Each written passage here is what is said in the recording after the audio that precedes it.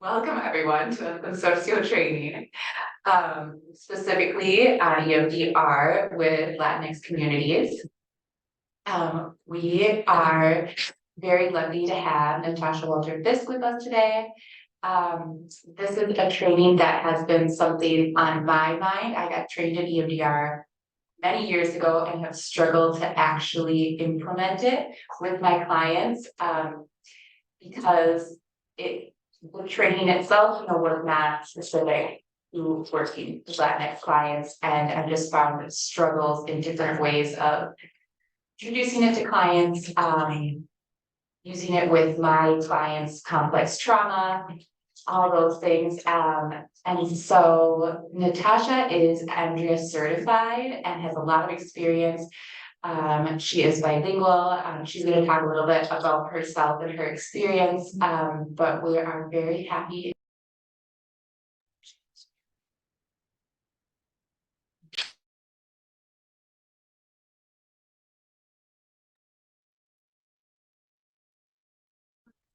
So I did my training in EMDR in 2013. How many of you have trained? 5. So I would offer to come to clues or do consultation by Zoom for free. I would love to do that. And we could do a group consultation up to 8 people. For a week, an hour a month, whatever you want. But I devote 2 hours a month of my schedule to doing that. And I've been looking for my new people because I just finished with 2.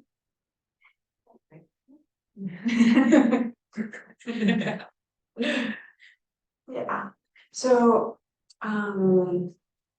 my Spanish is intermediate. I'm that buena that they hire because all of the bicultural people didn't get taught Spanish in that family.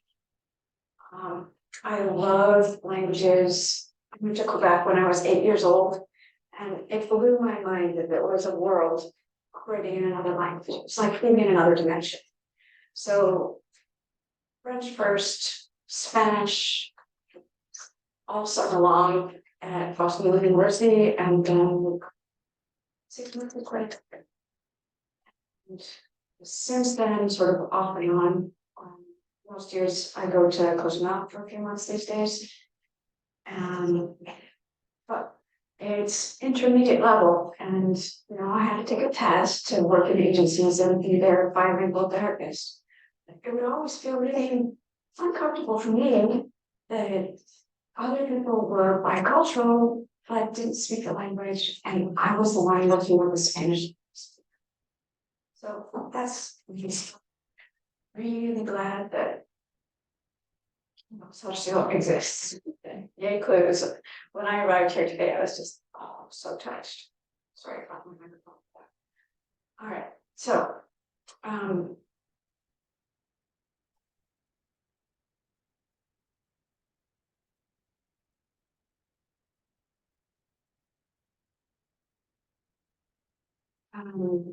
I used to work in an agency. I remember what it was like to get supervision towards your license and be paid $19 an hour and feel like, oh, but this is going to get me my license. It's like,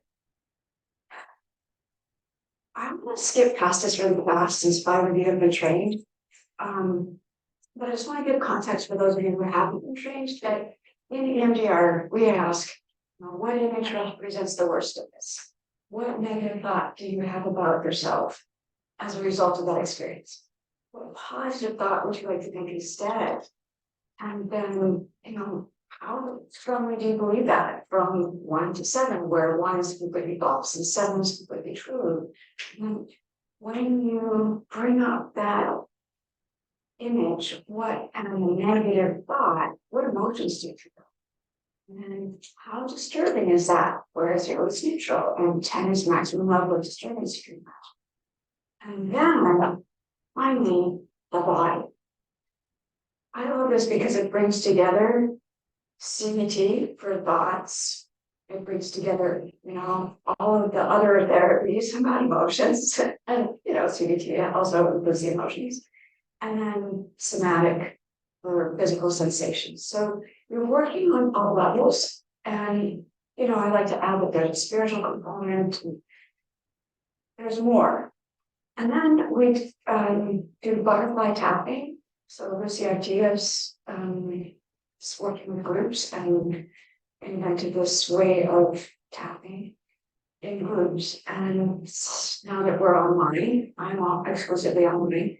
I experiment with people. I'm like, I'll move over, I do ships of night, and then I go like this for eye movement.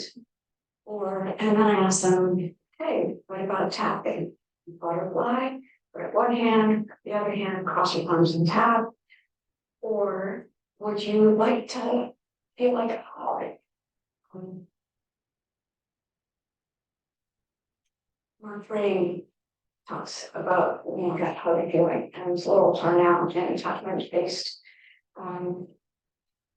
EMDR talks about that feeling of being held. But then, like move down the body. Do you like it unobtrusive on your ribs so that you can do this during your meeting? Or on a table in front of you, or on your thighs, or toes, or heels. And then there's also Easy EMDR, which is this free app, but you have to open a second window for it, so it's a little clunky for people who aren't technological, but then, the people, I work with digital nomads who are programmers and coders and, architects of different, what do I say? So they're in technology and they really like and feel comfortable looking at a ball going back and forth. It kind of reminds me of video games. Yeah, so that's just context for anybody who doesn't already know EMDR. That's what we're doing. So my experience with Latinx people is that they're, like open, like, oh, you're already weird. We're doing therapy, so you're gonna want me to do this. Well, all right, that's a little bit weirder, but I'll try it. But it really is based on starting the relationship, knowing them, letting them know you. I think that you all know that if you share who your family is, if you've got kids, where you come from, what you like to do outside of work, they feel like, oh, she's not this blank screen, I can relate to her. So in general, Latinx people that I've worked with have felt things more strongly and might not have the same vocabulary for words like have is about all they can say. It's not shaded with frustration, it's not shaded with wildly annoyed. So that's a huge generalization, and this is not true for everyone. There tends to be more story. So having people really blaze through Target and say, I'm going to ask you to just tell me the headline. I'm going to ask you to just answer these questions all in a row and save all of the story for when you're tapped. And that's really a way to get past that, setting up the target and having them processing while they're not even set up, while they're not even doing the others.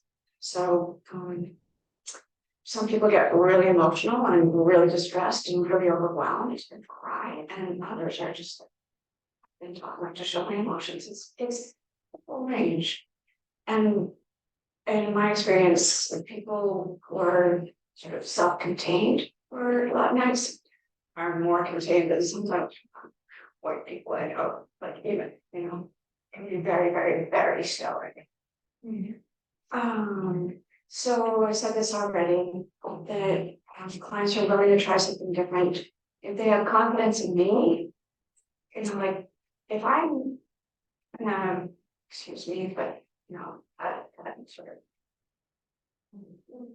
blank therapist, there isn't gonna be any progress. And so, when I say, yeah, I have daughters, she's don't think. Yeah, we've had some hard times, and I lived in Cuernavaca. I worked with Spanish speaking families for years, and I'm still in touch with some of them. Okay, I used to work for Beyond Control Parent Child Protection. So I'm still a girl who broke my heart, a brother who broke my heart, and I'm still working with them, and she has a son now. And I am there, I'm attending the family meetings. So the other really important item is that with the EMDR, you're right, we're going right to the memory. So in internal family systems, I learned this concept of asking the client to dial it down, because there's a part of them that's really emotional, and that part will cooperate if they know that they're gonna feel better at the answers. And pendulating is a thing that we talk about in EMDR. It's like, okay, 1 second can be divided into 4. We call it 1 elephant, 2 elephant, 3 elephant. When we're doing CPR, we learn to count by elephants. So, this. Okay, so we're only going to go in there for food and come back. We're not even going to spend time with the other one. You know, so you break down the idea that we're not going to spend any time in there. We're going to go and back. So you just touch it and come back, and then you'll touch it again when you're ready. So you can do a whole session just going in for a microsecond and back out. So stress, oh my gosh, the families, the warmth, the support, I think the fabric of American society has basically disintegrated, and that there is very little support, and that's been driven by the need for a mobile worker, of course. So you move through your job. You know, days, as long as it's fun, letters were hard to write. So you see if they can still hear you. You like without. Do you just no, it's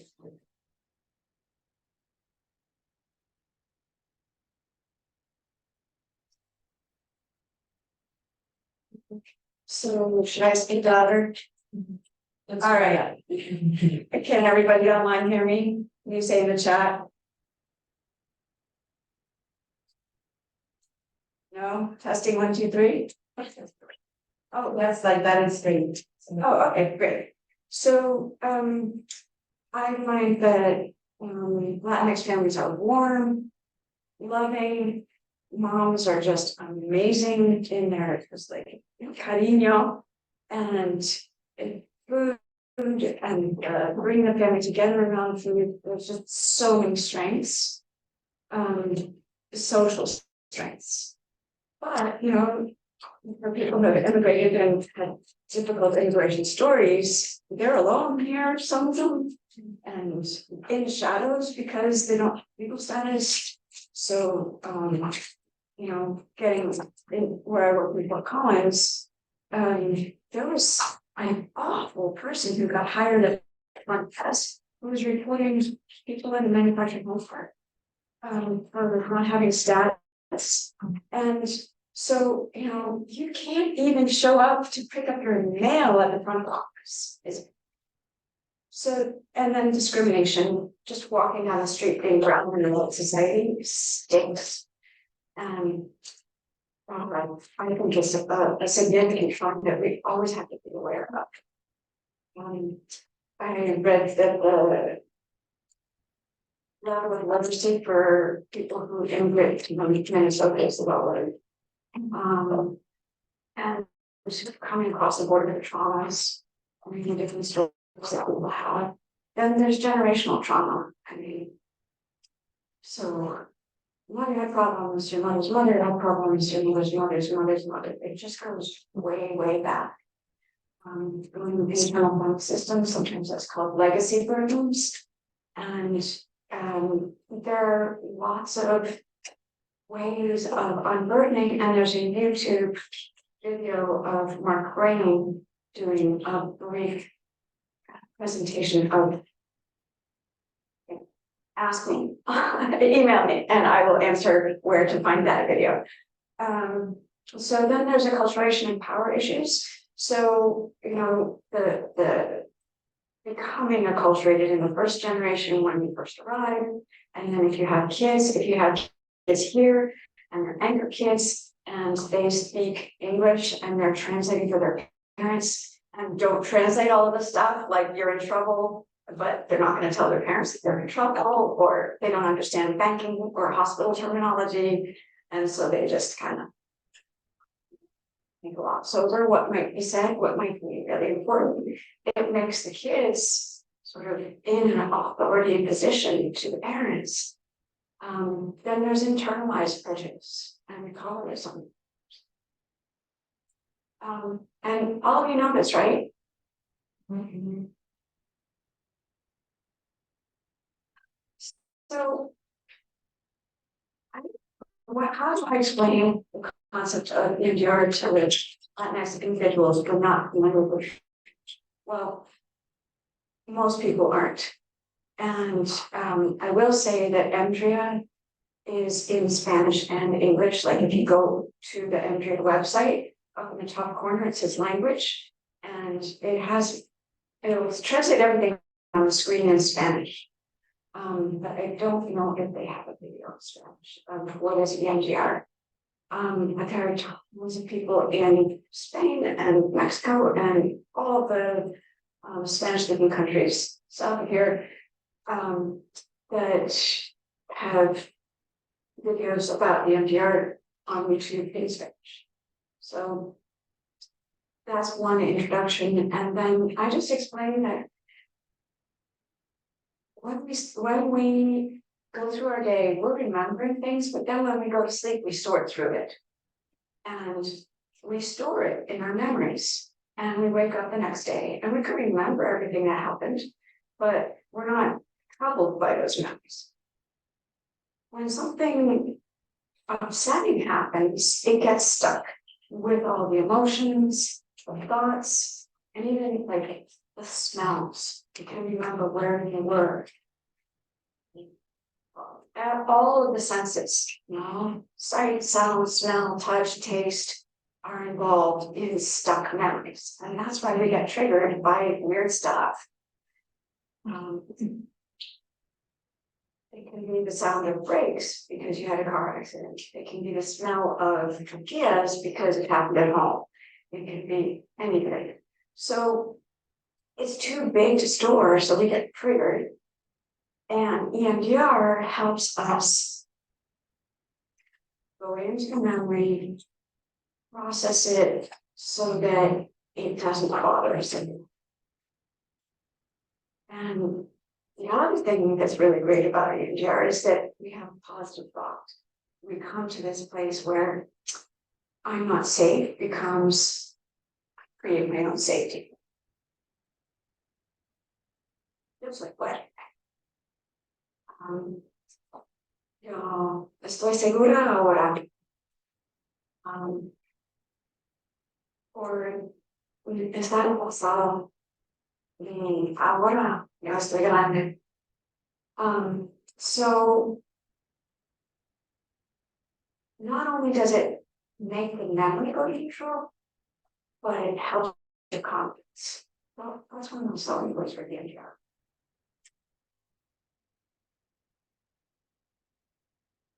So this is the other piece.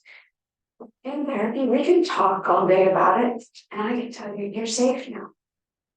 You've figured out who to trust. You've figured out where to walk, where not to walk.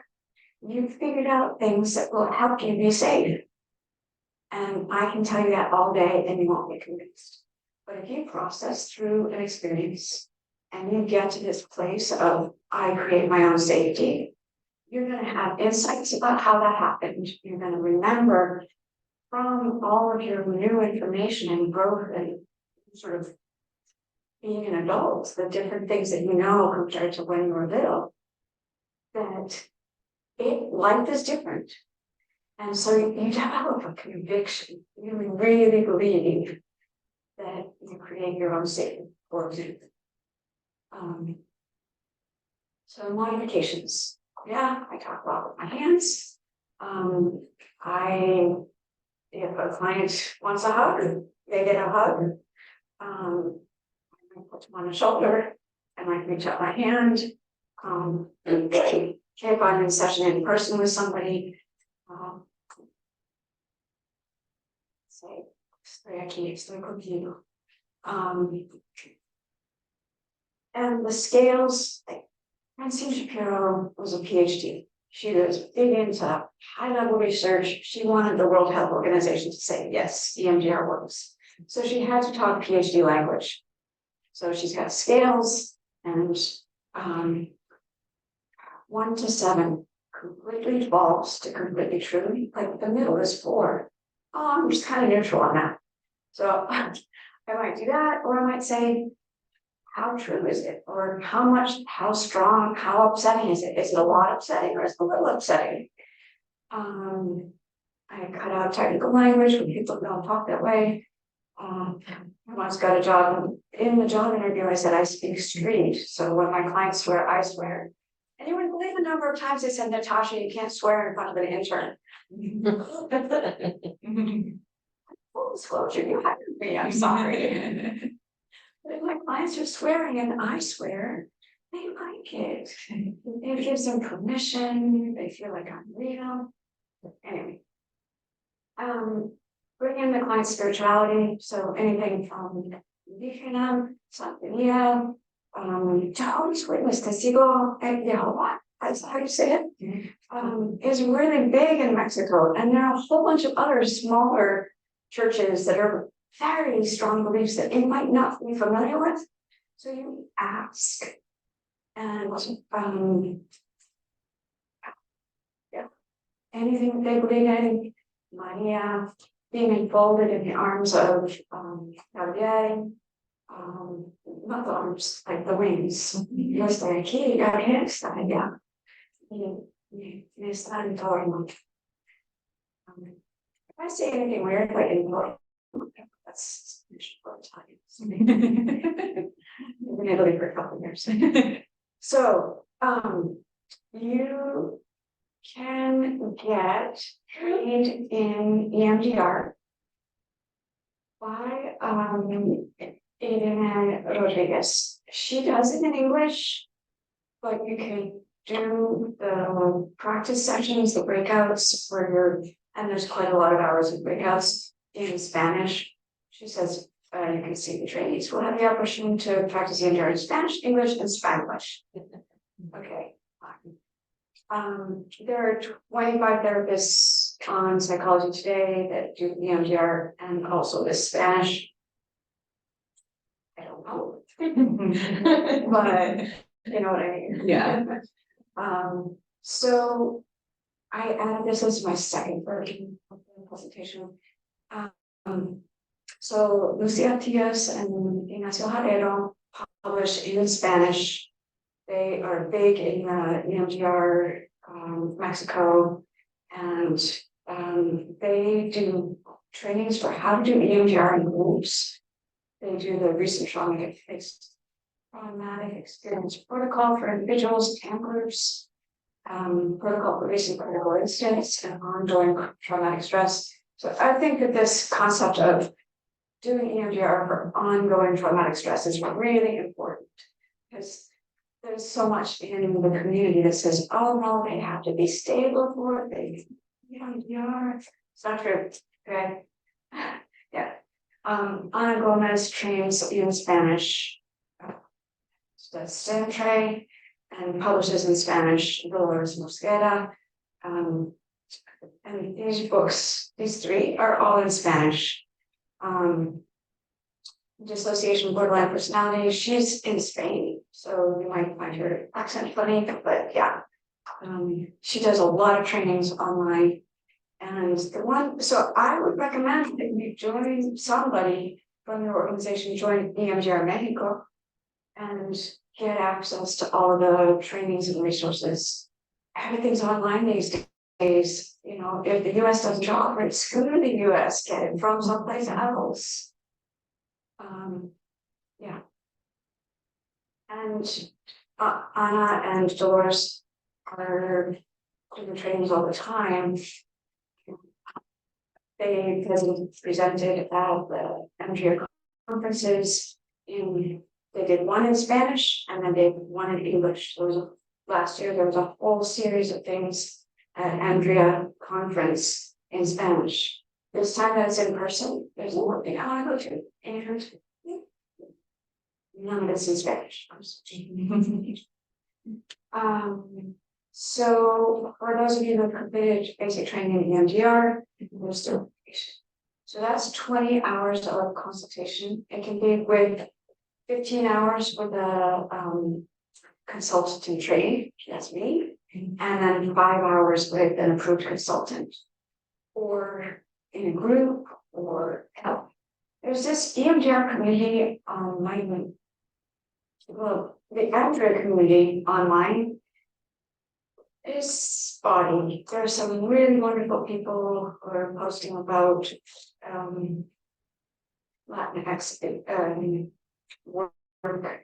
And then there's this EMDR learning through Mighty Networks. It's a free thing that Rotund Rare, who's from Israel, is doing, and it's just chock-a-block with stuff.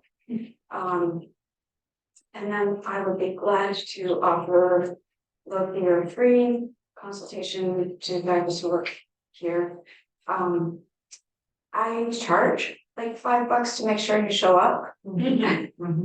But I guess I could refund it once you show up. I don't know. Maybe I should charge 25 so you really do show up and then you're back here. But you know, I don't want to make it free and then have people no show. Very good. Yes. So there's a piece on EMDRIA. Inside los elementos de EMDR sobre las poblaciones hispano-latines. So inquire, ask people about the culture.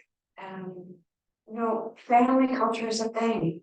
There are families who fight, families who don't fight. There are families who, I mean, it's really common to,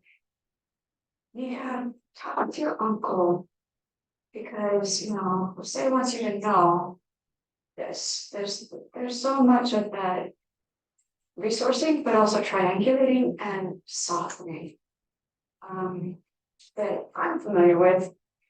But that might happen, and might not happen in the family of the person I'm working with.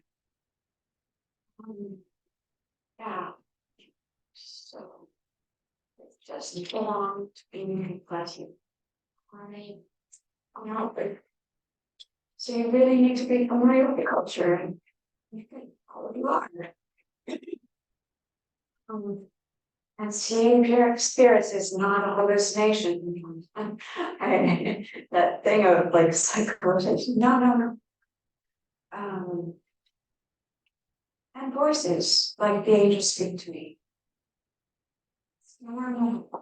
Please just like if anybody has spoken to somebody in a dominant paradigm that doesn't accept that, they might not tell you, but they might be, you know, using that as a resource. And so, like, take away the stigma and encourage people. Yeah, so being gay and in a Latinx family can be hard. Depending on family, depending on your faith, depending upon whether love tops religion or not. Secrecy can be huge. I mean, I worked with a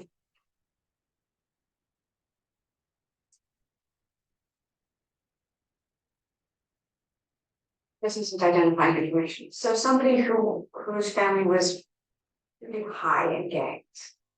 And, you know, he was present at a murder. And this was extended family. And so he can't tell his little sister about that, but he's carrying that. And the family might talk about the family business, or they might not. So secrecy is huge, and holding secrecy hurts. They must feel good. So rumors. And then from what I've read, 80% of people who are immigrants in Minnesota come in core Latino come from Mexico. But that leaves you the other 20% who could be from anywhere. So I think there's a lot of needing to know. So this one, cultural competence, Mark Nickerson has been my hero in terms of encouraging cultural competence since forever. And so he started a committee about socially based negative cognitions. If you did your training a while ago, there's a whole new set of I don't belong, I'm alone, I'm disconnected, I'm an oddball, weirdo, I'm a reject, I'm an outsider, I'm different, I'm invisible, and all of the positive cognitions that go with that. So I think that these really apply to working with Latinx and individuals. This is hard being anything but this is hard being that, okay? So I'm uncomfortable being right here. So we also, let's see, at EMDRIA 2021, there was a presentation panel about cultural competence, and here are some of the interweaves, positive ideas or questions that you can use to ask people. You know, although you think you should have ignored that, that's a comment. Can you allow yourself to notice how you feel now as you think of it? And I hope that you'll just remember this presentation. So can you see that you faced more than adversity than somebody else? Just a lot of these. Can you imagine how being treated in this way would affect another person? So that, you know, from that other person, you can see that you should have been treated better. And then what would you say if you felt to others, if you felt safe enough to do so? It's a do-over, and those can be so healing. Small-minded. They have traveled. Problem. You understand why you might have chosen to remain silent. Yeah, to be safe. As you consider some of the adversity your parents have experienced, now bringing forward the impact that what they've been through has had on you. So I love this. Externalize the responsibility. It's not your fault that those people are ignorant and othering you, making you feel different. It's their problem. That's their way of taking over the world, and it's wrong. When you begin to see that you were the victim of discrimination, rather than being at fault, you're able to notice other thoughts and feelings. Yeah. So I'm kind of a fire hose person. I'm going to give you a ton of stuff. And I hope that you just look at the email then Brenna will send it to you so that, and feel free to spread it. So if you have a friend that you want to send it to, or organization, whatever, that's fine. I want to stop now and do resourcing, which is phase 2 in EMDR.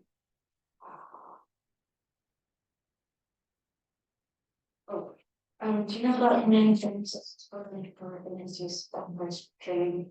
I think that's what we did after we through Watford, yeah. Yeah. Okay. So, phase 2 client preparation is involved. We do something called resource development and installation. Hello, Francine. Thank you.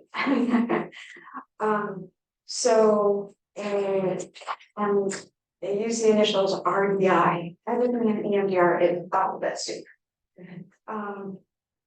So if you start with a client, I like to do client preparation and resourcing before I ask them what bad thing happened to you.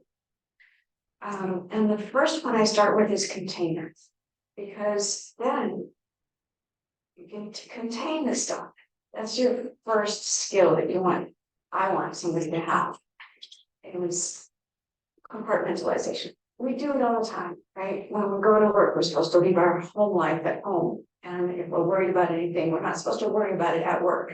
And then when we go home from work, it's ideal to leave our clients' the thoughts of our clients and kind of like sending them love and light and leaving them in a container at work. I leave a little index card on the seat of my car that would say, did you put that stuff in your container? And at one point I had one of those Hobby Lobby heart-shaped boxes, and I would just take the lid off and put my clients in the box and close the lid, and they would right beside me, but in the box. And when I'm going to sleep, I think of the box. So that is compartmentalization. And when we do this in EMDR, EMDR uses the power of the imagination to make a visual, concrete experience of the coping skill compartmentalized. So, you ask the client, if you had a container where you wanted to put those thoughts that bother you, or that stomachache that comes up every once in a while, and you could just put it in a container. It could be a spaceship to Mars, it could be a treasure chest, it could be a steel case, it could be a suitcase, it could be a laptop, it could be like sending it to the cloud through the laptop, it could be the back of a truck. I have a friend who gave me permission to share that she uses a new dumpster with those pink rubberized chains and padlocks on it. And I have another client who is in a foreign country, and she says that where she lives is like a dumpster fire. And so her container is a dumpster on fire. And she gave me permission for that. Oh, I'm sorry. I'm just automatic. So let's see. Other containers, any favorites? I just put the client decide. Right, have you seen any favorites from our? So I live in the room, Oh. so people tend to throw things into like superior. Yeah. So they do containers and then that's the last. As necessary. Yeah. Anybody else? I've got to ask that they have chosen mason jars. Mason jars. So I read they're supposed to have a lock and it's not supposed to be transparent. And I'm kind of like, if the mason jar works for you, I just want to make sure that you're not worried it's going to break and that stuff is going to come out. And you're not gonna feel like the lid is going to come off. What were you going to say? I've had a client use their child's toy chest. Toy chest. Yeah. Anybody else?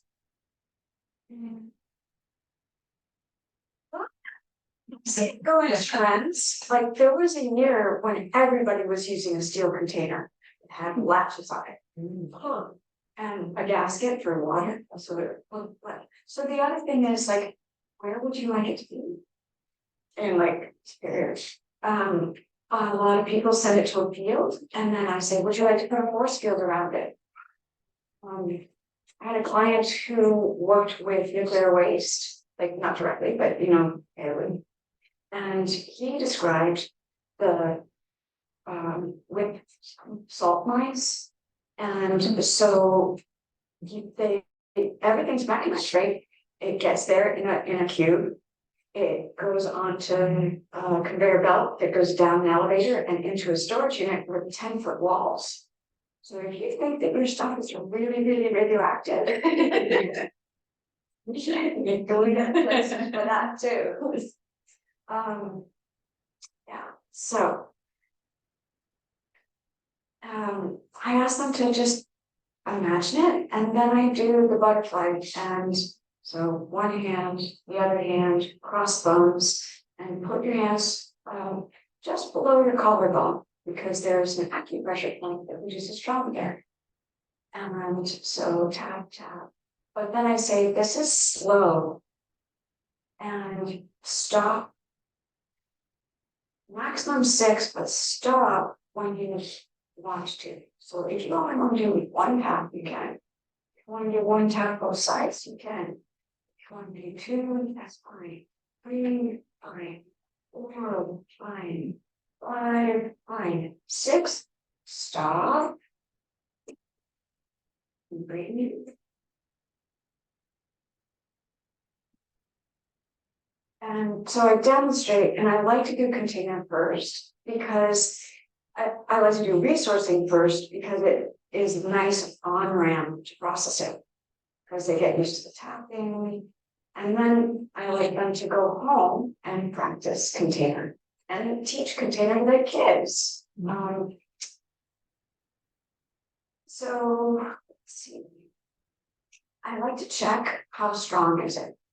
So I say tap, breathe, notice how strong it is. Tap again, breathe, notice how strong it is, and this time compare. Is it stronger, weaker, or about the same?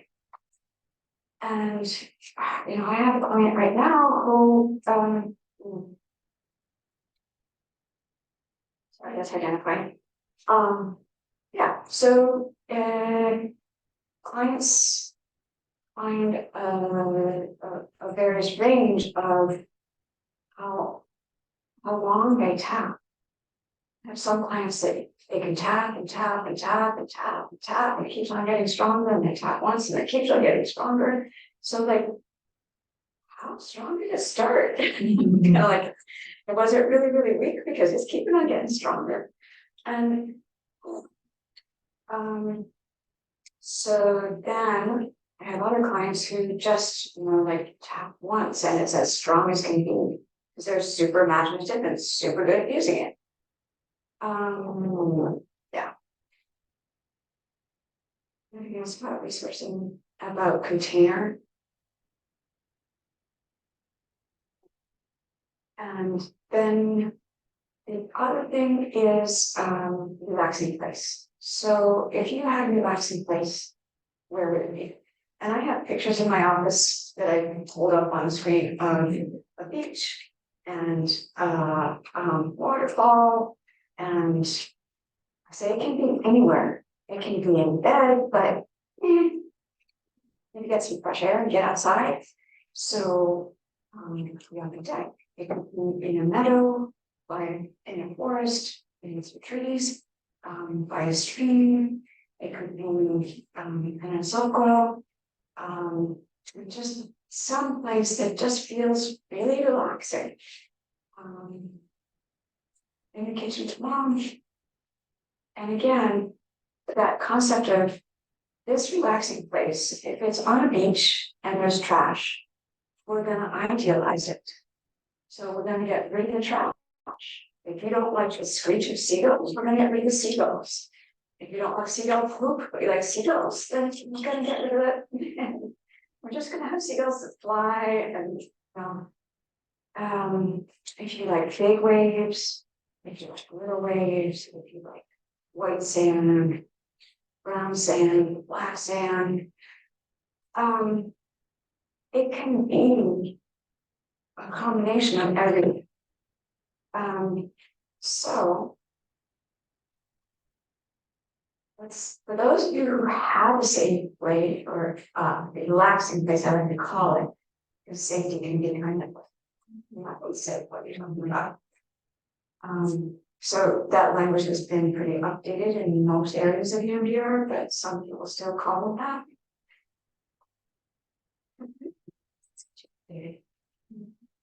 So, does anybody want to share some popular relaxing places? It's like Yes, you forest. forest. Sometimes it's been like a place in their country of origin, Yeah. like, even like their home there. Yeah. Anybody else? The one that I created during my training was under the water. And that's what you like. Yeah. Are you in a bubble there? Because like, No, there was something about the noise that really comes in, like, remember the noise, remember, and put a name to it, and so for me, it was the bubbles that you make when you're diving in the water.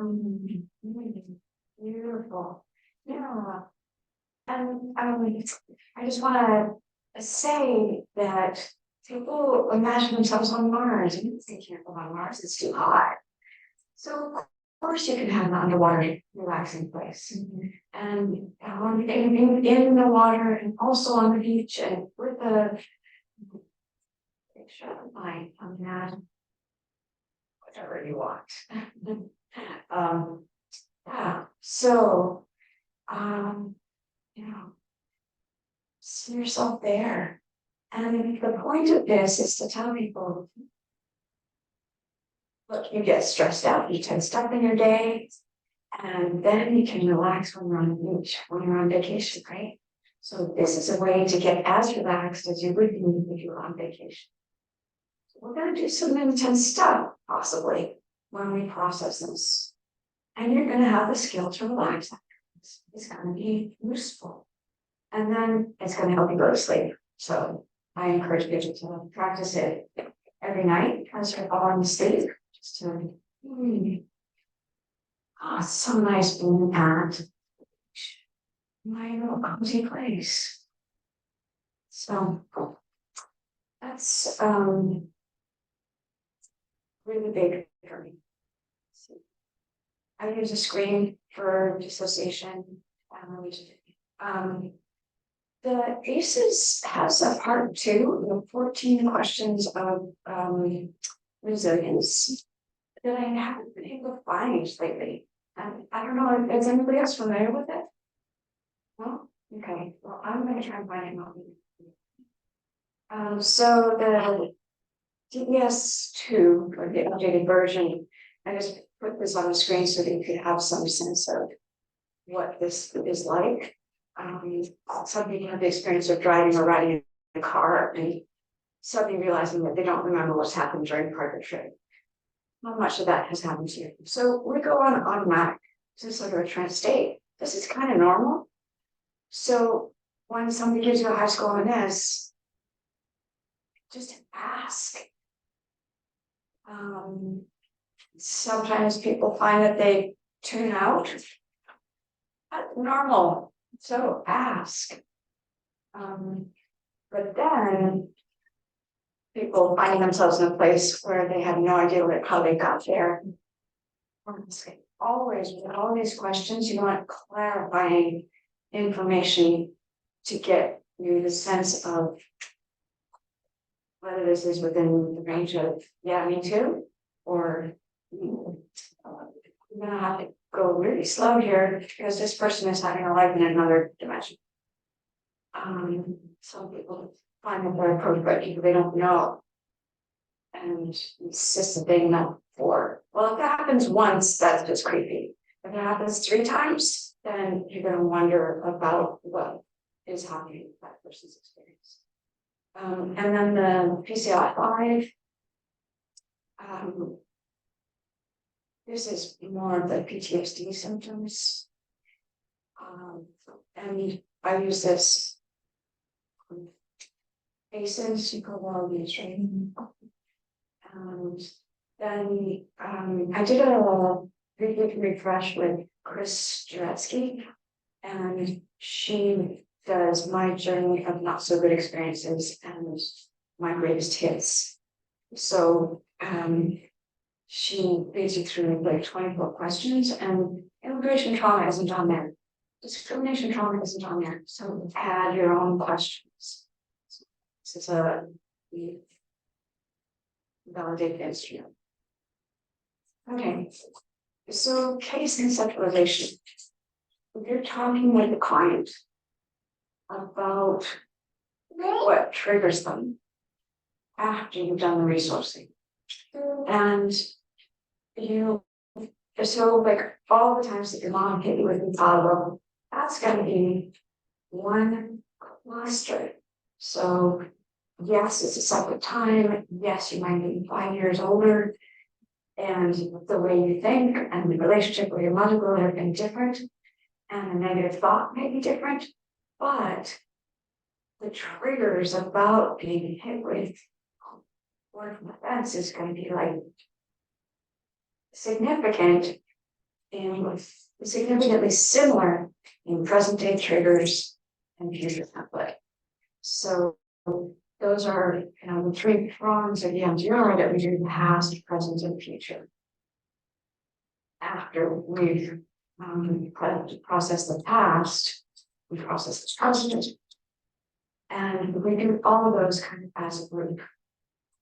And so I said meet the clients where they are. So if they're saying that they want to start with something light, then you start with something light. If they want to dive in the deep end and you feel like they have that resilience, then go with them. If you feel like they might want to build some practice, then like say, yeah, that's really brave. And let's start on something so that you can get a sample. This isn't going to be real processing, this is going to be practice. Just meet them where they're at. And if necessary, it's okay to keep up to 3 targets open, but you want to finish a certain area and then go on to another. And that means that you have to kind of be a leader here. Your client is, but this week this bothered me, and this week that bothered me, and they're going to be all over the map, and you're going to be like, well, can we just go back to number 6? And they'll be like, no. And you'll be like, please. and you'll settle on it, but inside you'll be like, and that's okay. Just let your leader self kind of give them the sense that if this is done, if the bottom is done, then everything that happens will be easier. So we're working with the foundation, we're building a house, and we start here, a house will be easier to build after you got that all cleared up.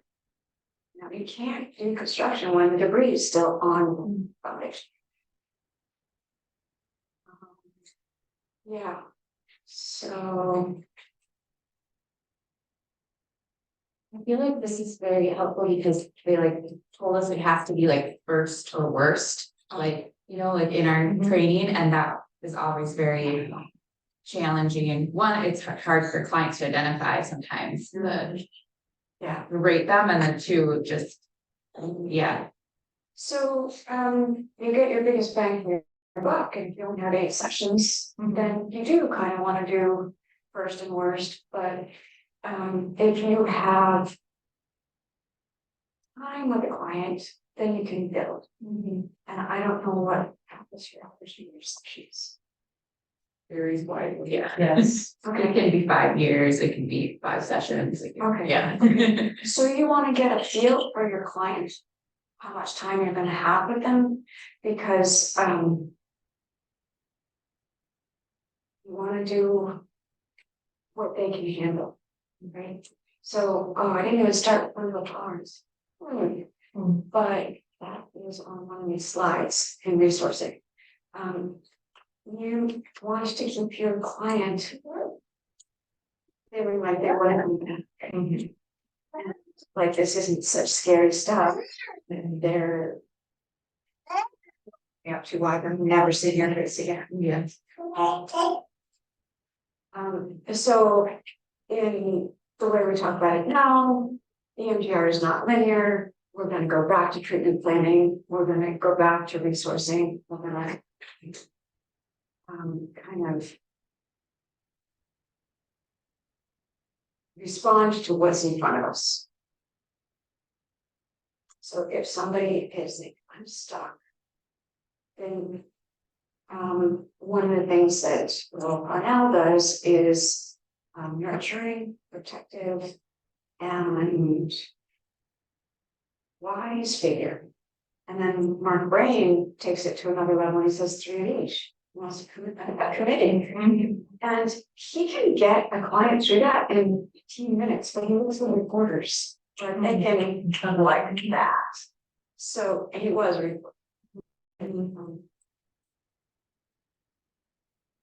one of the big presses. And so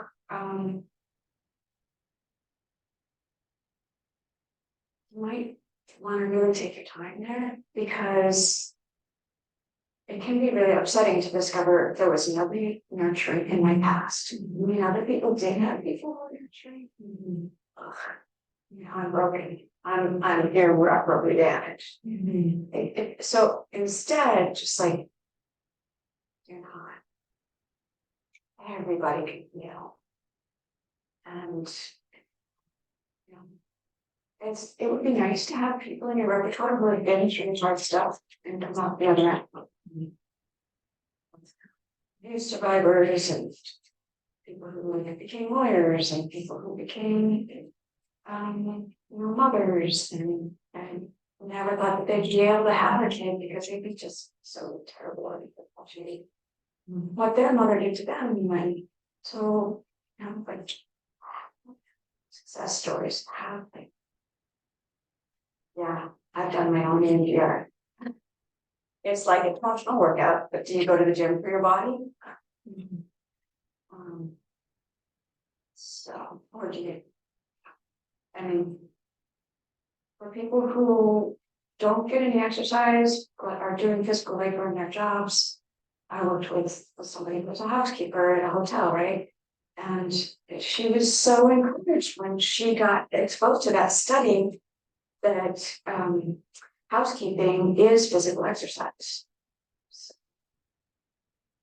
So to expose people to that, to let them know you work with your body, you're doing physical labor all the time, and this is for your brain and your mind and your spirit and your feelings and your body.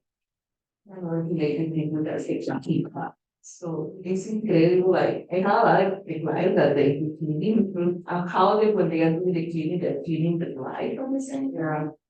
So it's super beautiful. Like all this glass, your baggage.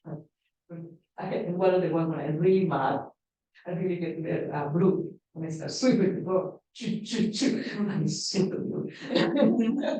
But what about like the dust feeder when you're really getting the dust out of a rug at home? Could be, but it's just as being the connection with the music. Because like in our countries, we do like dance and do the root and sweep the floor, and it's a connection that you are feeling with life, and you add the spiritual part that you're feeling the physical space. Oh, I love Yeah, it. so I do the cleaning in my when I finish a session, I have to feel it, and then feel the spirits go, the area goes, and cleaning it. Oh, it's beautiful. Can you see that? Can you do in the chat? Can people say in the chat if they heard what you said?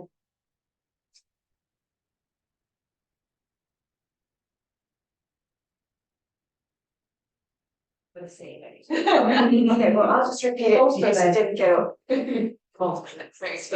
Okay, just that the idea that, a lot of people clean and use clean as a metaphor for what they're doing in therapy, cleaning their life.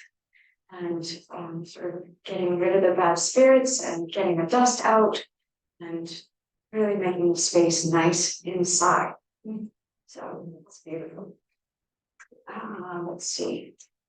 Yeah, so on methodology phase 2, the last line, resources such as wise, nurturing, and protective. This comes from attachment focused EMDR. And so explain about dual awareness, like we're here in 2023, you can feel as you tap, or you can feel your eyes moving as you're following my fingers or the dot on the screen.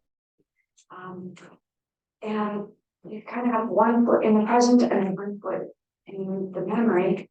And you're not in the memory, in the body of you as the person who experienced it, you're watching. So you're watching on your TV, you're watching on your phone, you're watching through a window.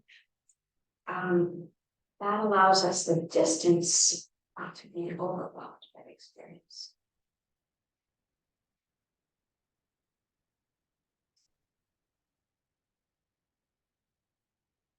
Question about the nurturing protective wise figures. Yeah, do you want to take it off? Let me screen share. Oh, yeah, okay. It's okay if they're not real people, because that Yeah. side of Real, hashtag, historic, current day, from entertainment. It might be something that you already have inside of you. I have had people say, oh, that's the voice. Or, oh, they've been sitting on my shoulder. Or, oh, my mother's voice comes in my head whenever I need wisdom. Or, I hear Jesus. Or Maria talks to me. Or, the Santeria, or Anzuko. There's some intense stuff. The sainted skeleton is just right there for me. Or they have an altar in their home. And so the wise figure can be a figure on their altar, but life size and next to you, talking to you, having whatever with you. My most recent client that I did this with, it was a tree. Actually, it's like but I remember listening to Leslie Priscilla from Latinx parenting, like talk about this in terms of parenting kind of stuff of like accessing your wise self. She said for her, it was her like inner abuelita, like her when she's an abuelita. And I thought that was just like such a beautiful image. Yeah, and for a lot of people, it's themselves as an adult. I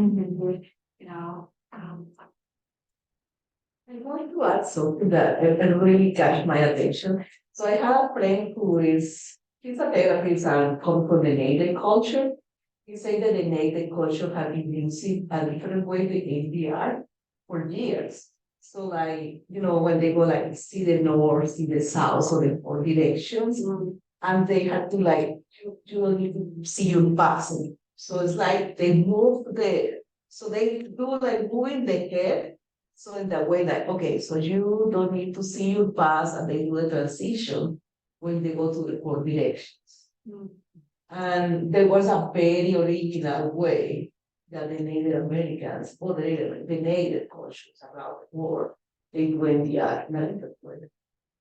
So I don't know how to do it. can you do with your body again what you did? That you face. That is what he showed me. You see, So can show us. it's like, but I don't know. Just as well as you remember it. It's like Beautiful. the Native American says, see to your north. So the north, the south, the east, and the south. Your present, your past. So you had this horrible memory that happened in your past. So the elder was like, okay, this is what happened in your past. Start moving slow, see your present. and moving around. And you can be a transition, and this is your life.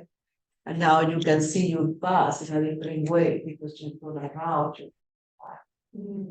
So it's like this feel like the elder guiding the move, like in their mind, like the physically, the memory, and just go slowly and guided. You are reading nice and so forth. So asking the ancestors to be present to that. So I think it was the most beautiful thing that I heard, like, and I do myself. Wow. So calling my ancestors is my way to ground, and it's beautiful. I mean, I can see how that works. Wow, that's beautiful. Wow, thank you for sharing that. Are there questions in the chat and on the, or should we invite questions? Yeah, from people please. Online. have Anyone questions? online, welcoming questions. We have another 15 minutes, I think. So, I'd be glad to talk about anything. Or anyone in person too, are allowed to ask questions. You see, in Spanish. Do you sheets of MC and PC in Spanish? Well, negative cognitions and positive cognition. Do you have sheets so probably issues us? Oh, Oh, like those different ones, the ones that you were showing on the I'm screen. trying to remember. I don't think I have anything up to date. Mika, can you share about those cards that you made? Yeah. Because those are really awesome to have clients go through. Yeah, which ones are you thinking? The negative and positive? The negative and positive cognitions. Well, Yeah. when after we first completed basic training for EMDR, Mika made like almost like flashcards type things, but with each flashcard had a different negative and positive cognition or positive. Like if there was a packet, a stack, a stack for negative and a stack for positive. And we had different copies in Spanish and English. And so when we were helping clients find a negative or a positive cognition, we'd have them just go through those cards. And it just was so much easier for them, and they maybe choose 3 and then we narrowed it down. I asked you to present on this and then I did. You did an amazing job. My contribution would be to put it, to share it with the group. Mhm. That'd be great. Were they seeing the words or did they pick them random? No, they were. That's nice.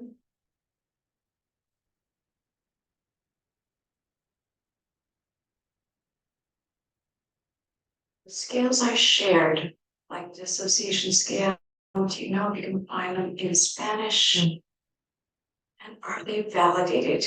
I looked that up once and I think you can find the TES2 in Spanish and that it has been validated. I don't know about the PCL. PCL5. Yeah. Sorry, I haven't been working in Spanish for a long time. And then the PCL5, I have it in Spanish, but I don't know about the validation. Okay. And where did you find it? I think I just like Googled it. Yeah, I think. Oh, PDF. Okay, great. yeah. So, what's the most difficult thing about using EMDR? When I was doing crisis training, not crisis training, Bring you the mic. I'm very nice. You're good. I'm good. And I think they can hear me out. When I was trying to get trained into it, I was told like they can't be in crisis. So that's like I was in crisis work. And so I was just like, okay, just kidding. So now I have like 2 months before like my year. So I didn't get it. So I think people just telling us that it was like they can't be in crisis. Well, have you been sharing the container and the common place? Yeah, but I just didn't have enough time. Like it was like they were there for a medical appointment and something had gotten something happened in the appointment and then it's like they gotta go. Oh, so you're doing integrated medicine crisis. was. I was in Crest for 5 years and I got an hour with clients and in Colorado. And I would do whatever, you know, if it was thought balancing or if it was container and calm place. And yeah, it's hard to do it on the fly and not to see them again. You do not open stuff up. You saw me not swear there, right? For me, one of the challenges was to manage the crisis of the week and do the work, because the clients that, in my experience, the clients that I've served throughout my career have so many needs, and some of the needs are very important.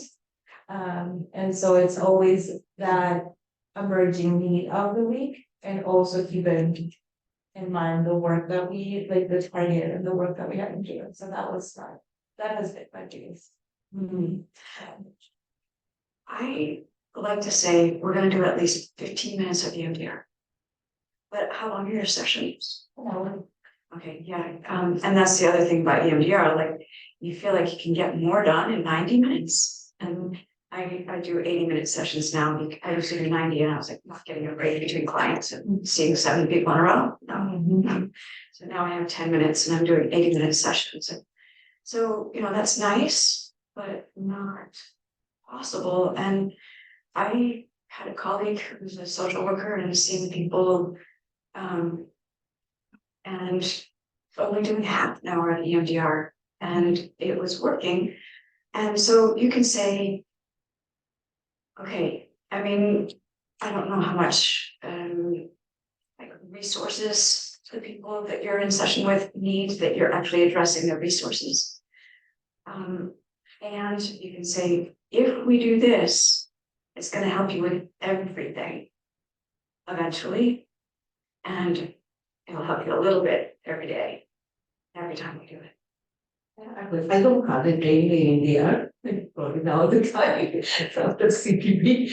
So, but my question is, how do you present to the clients in a way that I don't make feel weird? Or do you, and the second part of the question is like, how do you integrate you as a part of the EMDR? Oh, please, yes. I'm just a really serious person, so I'm not making it funny, but yeah, absolutely.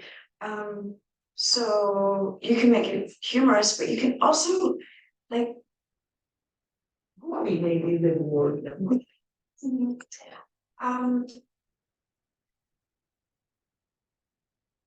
EMDR is like encouraged by the World Health Organization. I mean, what? Yeah, sure, it seems weird, but really important. Famous people know that it works. That kind of stuff. You have a way that have been helpful, because kind of thinking of what you say, like presenting to the Latino community, like makes sense in the coach.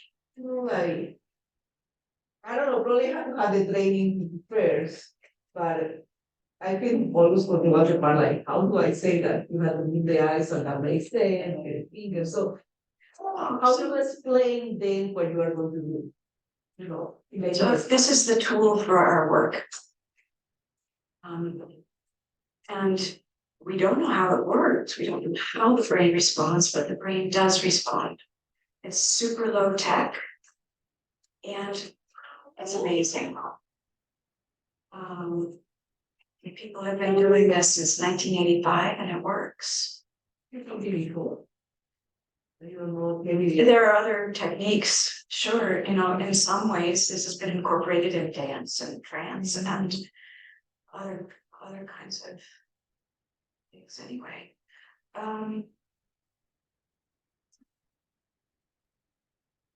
The other thing is that all side-to-side activity is help for trauma. So anything, walking, dancing, bicycling, yoga, and you're probably familiar with that concept that, you know, this is the hand model of the brain and this is the forehead. This is the prefrontal cortex sitting right on the limbic system. As the more side to side activity, right, left, you do, the more you soothe the reactivity of the emotional system. And so when you start talking about what's inside your brain, you can say, this seems weird, right? So this is weird, but in the same way. So kind of name it, say, that sounds maybe weird, se ve como raro, pero esto es una idea. Ya, continuamente. Pero funciona. And that's Lo it. importante es que funciona. Y funciona con muchos. Like, I use brain talk with my clients because I've noticed that medicine has this, they trust a lot of medicine, and so if it's like your stomach or your heart and stuff like that, they would go to the doctor, you know? And so I try to like connect it in that way, because your brain is another organ that needs attention, and we're trying to connect all of the things. like physically, sexually, you know, like every like occupational therapy. Yep. But that was one of my biggest challenges at the beginning. I was selling to my clients in a way that's gonna feel approachable and relatable and also useful. Yeah. Anybody else? What's hard? I think like my own confidence, and especially in really complex trauma cases. I think the biggest challenge has been like when it's been something like that since like prenatal trauma throughout their entire life, and it's just so complex that and then maybe you start doing a target and maybe it's not having the success that you see in EMDR trainings or things like that, and then you're just like, well, I'm doing this wrong, or this is too much, I don't know what I'm doing, like that, the complexity, and then when your own confidence and kind of where to go when things get stuck, and that's big. They're real. So say, hey, play with me here. And really be upfront. Like, I'm new at this. And so we're gonna go slow, and we're gonna kind of lean into this and feel how it feels. And this is how it's supposed to work. But you're you. So we're gonna personalize it for you. It's not working? Okay, well, let's try it this way. Or what suggestions do you have? How might this work differently? You know, I would really recommend that you do your own EMDR therapy so that you can Feel what it feels like. but also like once you feel what it feels like, and I mean it's not easy using this image and tapping or whatever BLS, and having adaptive information to come up for you and pairing it with the old experience. It's a mind workout, and people take to it easily and people take to it really slowly. There's a full range. And some people are visual, so you have to say, so some people are not visual. Like EMDR is very visual, and our white culture is predominantly visual. I don't know, I don't think that Latinx culture is predominantly or only predominantly visual. I think that there's so much feeling and so much body present that it would be really helpful to address the kinesthetic channel. So when you're trying to see this thing happening, do yourself a voiceover. Like in baseball, they're saying, the guy's on first, the batter's up, the ball is into the outfield. Like that sounds like you could kind of see it happening. So talk yourself through it. If that doesn't work and you're also kinesthetic, then move yourself through it and like make small moments of like what was happening. Or in your safe place, your relaxing place. Let me scrub that word safe. In your relaxing place, would you be playing in the waves? Would you be sitting on the beach? How would you be? Use your body. It's okay to get out of your chair. One of the forms of BLS can be marching, and it can be you tapping on your client's shoulders.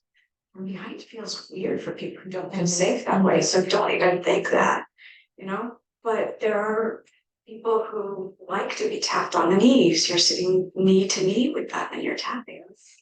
There's just a lot of customization. And the more you're familiar with the model, the more you can flex the model to suit the person. And the other person you're suiting is you, how you work. But what I was saying about having your own EMDR therapy is it's in your body and in your mind. There's a way that we're super, super nuanced with our face and our tiny little muscles that somehow we telegraph to somebody else how this works.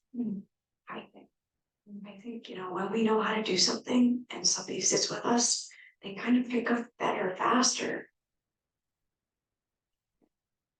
Oh, the other thing that I was gonna add is, like when I also let clients know that like you don't need to share anything, that you don't need to share anything that you don't want to share. Like one of the beauties of EMDR is that like I've worked with clients where I don't even know necessarily what we are really like processing, and it works. Like it still works. And so being able to give clients that agency and recognize like this will still work. And you don't need to share it with me. As long as you know what's happening, as long as you're touching that, cool, go with that. Yep. And so that's really helpful, I found. Did people hear that one? That there's this thing called blind to the therapist protocol, and you can work with people who want to keep secrets. You can work with people who don't feel comfortable putting it in words. You can work with black ops people. I mean, people who can't talk about what happened can still do EMDR, and all you need to know is it changing?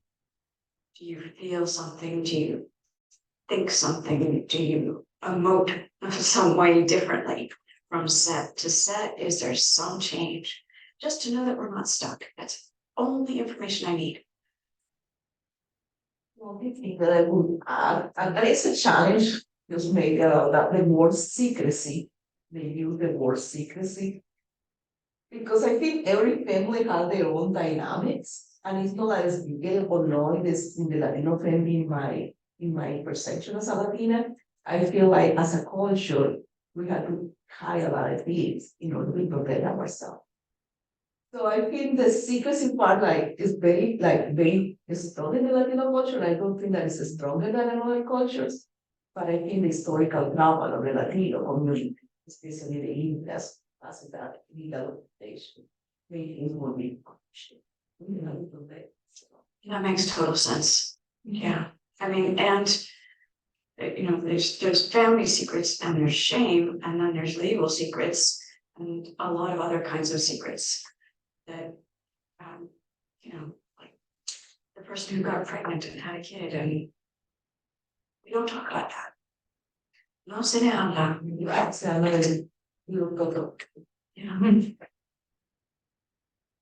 So it's 10:02. I want to respect everyone's time. But I just want to thank you again, Natasha. It's very enriching, very helpful. We're very thankful that you were able to join us.